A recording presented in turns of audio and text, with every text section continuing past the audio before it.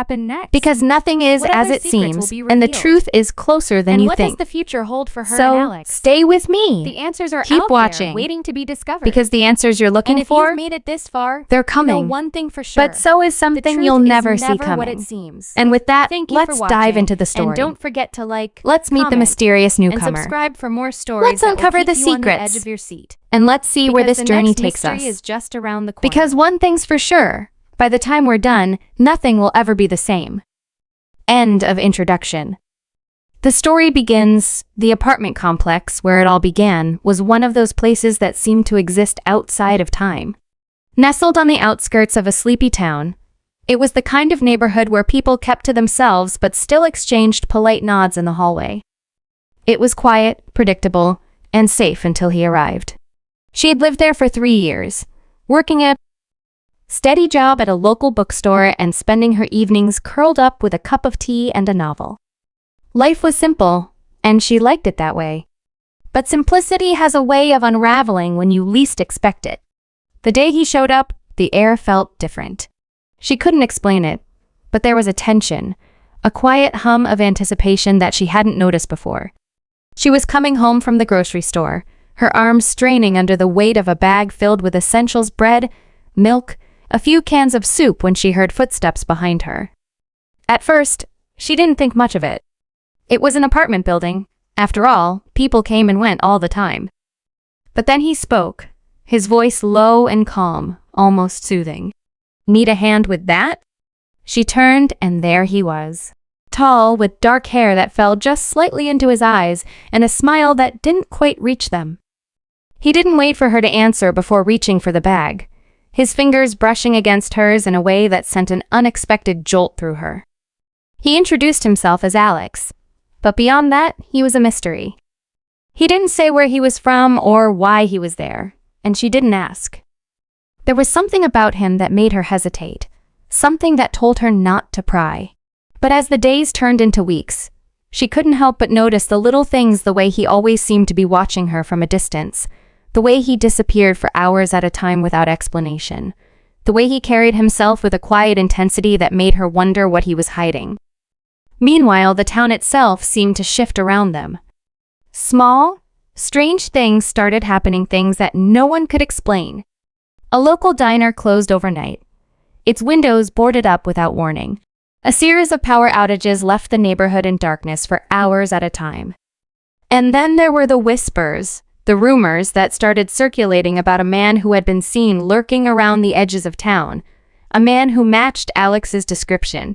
She tried to brush it off, to tell herself it was just coincidence. But the more she learned, the harder it became to ignore the feeling that something was very, very wrong. One night, as she was walking home from work, she saw him standing at the edge of the park, his back to her. She hesitated, unsure whether to call out or turn around. But before she could decide, he turned and saw her. For a moment, they just stared at each other, the distance between them feeling both infinite and impossibly small. Then he smiled, that same half-smile that never quite reached his eyes, and gestured for her to join him. She didn't know why, but she did. They talked for hours that night, sitting on a bench under the dim glow of a street lamp. He told her about his travels, about the places he'd seen and the people he'd met, but there were gaps in his story, moments where he hesitated, where his eyes flickered with something she couldn't quite place. She told him about her life, about the bookstore and her love of stories, and for the first time in a long time, she felt truly seen. But even as they talked, even as the connection between them grew stronger, she couldn't shake the feeling that there was something he wasn't telling her. And then there was the letter. It arrived a few days later, slipped under her door in an unmarked envelope. Inside was a single sheet of paper, the words scrawled in handwriting she didn't recognize. "You don't know who he is. Be careful." She read it over and over, her heart pounding in her chest. Who had sent it? And what did they mean? She thought about confronting Alex, about asking him straight out what was going on, but something stopped her. Maybe it was fear. Or maybe it was the part of her that didn't want to know the truth. As the days passed, the tension between them grew. They spent more time together, their conversations deepening, their connection intensifying, but there was always that undercurrent of something unspoken, something unresolved. She found herself watching him more closely, searching for clues in the way he moved, the way he spoke, the way he looked at her when he thought she wasn't paying attention. And then there were the dreams, vivid, unsettling dreams that felt more like memories. Dreams of a man who looked like Alex but wasn't him. Dreams of a place she'd never been but somehow recognized. The final straw came one evening when she came home to find her apartment door slightly ajar. Her heart raced as she pushed it open, her mind racing with possibilities. Had someone broken in? Was Alex inside?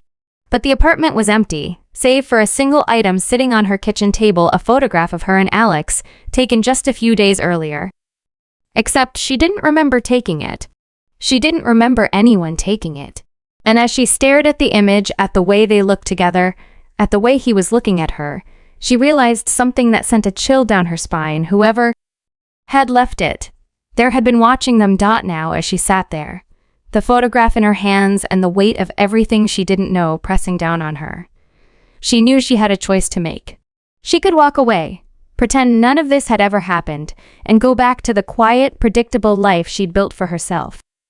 Or she could dig deeper, follow the threads of this mystery wherever they led, no matter how dangerous it might be. But one thing was certain, nothing would ever be the same. And as the camera pans out, leaving her sitting there in the dim light of her apartment, the photograph still in her hands, the screen fades to black. The story is far from over, and the answers are closer than ever, but so are the dangers. What will she do next? What secrets will she uncover? And who really is Alex? The only way to find out is to keep watching. Because this is just the beginning. The photograph haunted her. It wasn't just the fact that someone had been in her apartment, watching her, leaving behind a piece of evidence that felt both intimate and invasive. It was the way Alex looked in the picture, his expression soft, almost tender, but with a shadow in his eyes that she hadn't noticed before. She couldn't stop thinking about it, couldn't stop turning it over in her mind as she tried to piece together what it all meant. Who had taken the photo? And why?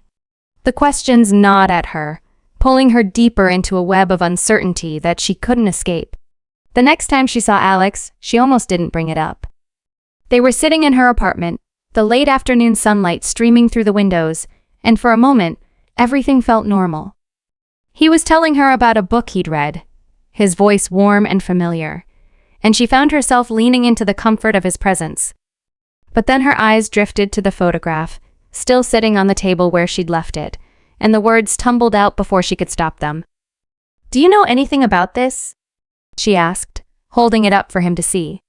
His reaction was subtle, just a flicker of something in his eyes, a slight tightening of his jaw, but it was enough to confirm her suspicions. He knew something. He didn't answer right away. Instead, he took the photograph from her, his fingers brushing against hers in a way that sent a shiver down her spine. For a long moment, he just stared at it, his expression unreadable. Then he looked up at her, and there was something in his gaze, something heavy, something haunted that made her breath catch in her throat. "There are things I haven't told you," he said finally, his voice low and measured. "Things I can't tell you." Not yet. She wanted to press him, to demand answers, but something in his tone stopped her. There was a vulnerability there, a rawness that she hadn't seen before, and it made her hesitate. Instead, she reached for his hand, her fingers curling around his, and for a moment, they just sat there in silence, the weight of everything unsaid hanging between them. But the moment didn't last. A knock at the door shattered the quiet, sharp, and insistent, and they both froze. She wasn't expecting anyone, and the look on Alex's face told her he wasn't either. He stood quickly, his movements tense and deliberate, and gestured for her to stay where she was. "Don't answer it," he said, his voice barely above a whisper. But it was too late. The knocking came again, louder this time, and before she could stop herself, she was on her feet, moving toward the door. What she saw when she opened it made her blood run cold. Standing on the other side was a man she didn't recognize, his face pale and drawn, his eyes wide with something that looked like fear. "You need to leave," he said, his voice trembling. "Both of you." Now, she stared at him, her mind racing, but before she could respond, Alex was there, his hand on her arm, pulling her back. "Who are you?" Alex demanded, his voice sharp and commanding. The man didn't answer. Instead, he glanced over his shoulder, his eyes darting down the hallway as if he expected someone or something to appear at any moment. Then he shoved a crumpled piece of paper into her hand and turned, disappearing down the stairs as quickly as he'd come. She unfolded the paper with trembling fingers, her heart pounding in her chest. It was a map, hand-drawn and crude, with a single location circled in red. She didn't recognize it, but Alex did. His face went pale as he stared at it, his grip on her arm tightening. "We need to go," he said, his voice urgent. "Now." She didn't argue. Something in his tone, in the way he looked at her, told her that this was serious, that whatever was happening, it was bigger than both of them. They grabbed their coats and left the apartment, the photograph and the map clutched tightly in her hand. As they stepped outside, the air felt different, charged with a tension that made her skin prickle. The streets were eerily quiet, the usual hum of the neighborhood replaced by an unsettling silence. They didn't talk as they walked, the weight of everything unsaid pressing down on them. She wanted to ask him where they were going, what they were running from, but the look on his face stopped her. There was a determination there, a resolve that told her now wasn't the time for questions. Instead, she focused on the map, on the red circle that seemed to pulse like a warning. When they finally reached the location, her heart sank. It was an old, abandoned warehouse on the edge of town, its windows broken and its walls covered in graffiti. It looked like the kind of place where bad things happened, the kind of place you'd see in a horror movie. But before she could say anything, Alex was already moving, pulling her toward the entrance. Inside, the air was thick with dust and the smell of decay. The only light came from the cracks in the walls, casting long shadows that seemed to move on their own. She stayed close to Alex, her hand gripping his as they moved deeper into the building. And then they saw a door, partially hidden behind a stack of crates, with a symbol carved into the wood that made her stomach twist. Alex stopped in front of it, his expression grim. "This is it," he said, his voice barely above a whisper. "This is where it ends." She didn't know what he meant, but the look in his eyes told her that whatever was on the other side of that door, it would change everything. And then, just as he reached for the handle, the sound of footsteps echoed through the warehouse, slow, deliberate, and coming closer. They both froze, their eyes locking in a moment of shared fear. Someone was here. Someone had followed them. The screen fades to black as the footsteps grow louder, the tension reaching a breaking point. What's on the other side of the door? Who's following them? And what secrets will finally be revealed? The answers are closer than ever, but so are the dangers. Keep watching because the story is about to take a turn you'll never see coming. The footsteps grew louder, echoing through the hollow expanse of the warehouse like a drumbeat counting down to something inevitable. She clutched Alex's hand tighter, her breath shallow, her heart pounding so hard she was sure whoever was coming could hear it. Alex's eyes darted toward the door, then back to her, and in that split second, she saw something she hadn't seen before: fear. Real, raw fear. It was enough to make her stomach twist, but there was no time to process it. The footsteps were too close now, and the door in front of them was their only way out. Without a word, Alex yanked the door open, pulling her inside and slamming it shut behind them. The room was small and dimly lit, the air thick with the scent of damp concrete, and something metallic. In the center of the room was a table, and on that table was a box, old, wooden, and covered in the same strange symbol that had been carved into the door. She didn't know what it meant, but the way Alex stared at it told her it was important. "What is this place?" she whispered, her voice trembling. Alex didn't answer right away. Instead, he moved to the table, his hands hovering over the box as if he were afraid to touch it. When he finally spoke, his voice was low and heavy with emotion. "This is where it ends," he said again, but this time there was a finality to his words that made her blood run cold. Before she could ask what he meant, the door behind them burst open and the man from her apartment stepped inside. But he wasn't alone. Behind him were two others, their faces obscured by shadows, their presence radiating a kind of menace that made her instinctively step closer to Alex. The man from the apartment, the one who had given her the map, looked at her with an expression that was equal parts pity and desperation. "You shouldn't have come here," he said, his voice shaking. "But now that you have, you need to know the truth." Alex stepped forward, his body tense, his eyes locked on the man. "You don't have to do this," he said, his voice firm but pleading. "She doesn't deserve to be dragged into this." The man shook his head, his expression grim. "It's too late for that," he said. "She's already a part of it. And if you don't tell her the truth, I will." She looked between them, her mind racing, her chest tightening with a sense of dread she couldn't shake. "What truth?" she demanded, her voice rising. "What are you talking about?" For a moment, no one spoke. Then Alex turned to her, his eyes filled with a pain that made her heart ache. "I'm not who you think I am," he said quietly. "I never was." The words hit her like a punch to the gut. But before she could respond, the man from the apartment stepped forward, his gaze locked on hers. "Alex isn't just a stranger who showed up one day," he said. "He's part of something much bigger. Something dangerous. And you're the key to it all." She stared at him, her mind reeling. "What are you talking about?" she asked, her voice barely above a whisper. The man hesitated, then reached into his pocket and pulled out a photograph. It was old, faded, and creased, but she recognized the face in it immediately. It was her. Except it couldn't be. The photo looked like it had been taken decades ago, long before she was born. "This is you," the man said, his voice steady now. "Or at least, it's who you were. You don't remember because they made sure you wouldn't. But you're not just some ordinary woman living an ordinary life. You're part of something ancient. And Alex was sent to protect you." She turned to Alex, her eyes wide with disbelief. "Is this true?" she asked, her voice shaking. He nodded, his expression filled with regret. "I didn't want to lie to you," he said. "But I didn't have a choice. If they found out you knew the truth, they would have come for you sooner." "Who?" she asked, her voice barely a whisper. "Who would come for me?" Before Alex could answer, the sound of sirens filled the air, distant at first, but growing louder by the second.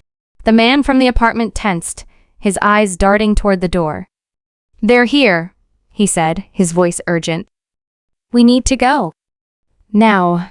But it was too late. The door burst open again, and this time, it wasn't just one or two people who stepped inside, it was a dozen.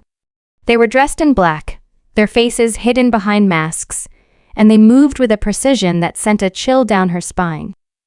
Alex stepped in front of her, his body shielding hers, but she could feel the tension in his muscles, the way he braced himself for what was coming. "Stay behind me," he said, his voice low and steady. "No matter what happens, don't let them take you." The next few moments were a blur. There was shouting, the sound of fists hitting flesh, the crash of furniture being overturned. She stayed close to Alex, her heart pounding, her mind racing as she tried to make sense of everything that was happening. But then, just as it seemed like they might make it out, one of the masked figures grabbed her, pulling her away from Alex. She screamed, struggling against their grip, but they were too strong. And then, just as suddenly as it had started, it was over. The masked figures were gone, and she was left standing there, her chest heaving, her hands trembling. Alex was beside her, his face bruised but otherwise unharmed. The man from the apartment was gone, and the box on the table was open, its contents spilled across the floor. She looked at Alex, her eyes filled with tears. "What just happened?" she asked, her voice breaking. He reached for her, his hands gentle as he wiped the tears from her cheeks. "It's over," he said softly. "They're gone. And you're safe." But even as he said the words, she knew it wasn't that simple. The truth had been revealed, but it had come at a cost. She wasn't just an ordinary woman living an ordinary life. She was part of something bigger, something she didn't fully understand. And Alex wasn't just a mysterious stranger. He was her protector, her guardian, and maybe something more. As they left the warehouse, the first light of dawn breaking over the horizon, she couldn't help but feel like her life had been split into two, the before and the after. The before, when she had been blissfully unaware of the secrets that surrounded her. And the after, when she knew the truth but had no idea what it meant for her future. But one thing was certain, nothing would ever be the same. And as she walked away from the warehouse, Alex by her side, she couldn't help but wonder what other secrets were waiting to be uncovered. The screen fades to black, leaving the audience with a sense of awe and anticipation. The story may be over, but the journey is just beginning. What will happen next? What other secrets will be revealed? And what does the future hold for her and Alex? The answers are out there waiting to be discovered. And if you've made it this far, you know one thing for sure. The truth is never what it seems. Thank you for watching, and don't forget to like, comment, and subscribe for more stories that will keep you on the edge of your seat. Because the next mystery is just around the corner.